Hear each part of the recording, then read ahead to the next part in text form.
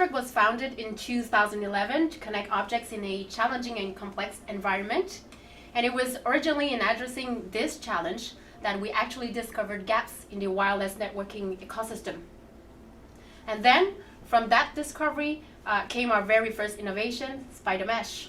It's actually the first cooperative mesh technology, and it was born with the goal of bridging the existing technology gap and also to offer a whole new level of connectivity.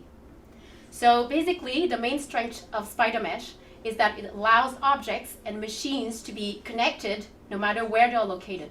SpiderMesh greatly reduces the need for power while improving performance in terms of quality of service, reliability, as well as latency compared to other similar technologies on the market. In the end, with SpiderMesh, our data collection systems empower its users with live monitoring and actionable decision-making tools throughout many sectors, so from mining, agriculture, water and wastewater, and of course health. And then with our technology, well, we can increase and automate the monitoring of your environment, which in the end will allow you to make informed decisions quickly, and that'll save you on cost while improving your efficiency and improving health and safety practices.